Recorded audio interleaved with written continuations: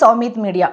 భారత్లో వంటలు, శుభకార్యాల్లో విరివిగా ఉపయోగించే పసుపులో విషం ఉన్నదట.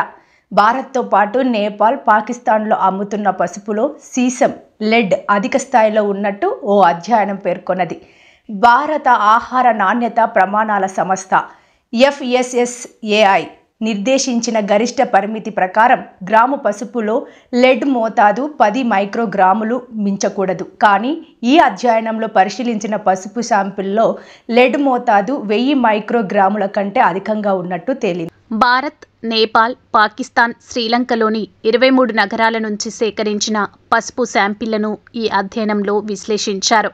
పాట్నా, గువాహటి, చెన్నై, కాఠ్మండు, కరాచీ, ఇస్లామాబాద్, పేషావర్ నగరాల నుంచి సేకరించిన నమూనాల్లో 10 మైక్రోగ్రాముల కంటే అధికంగా లెడ్ ఉన్నట్టు తేలింది.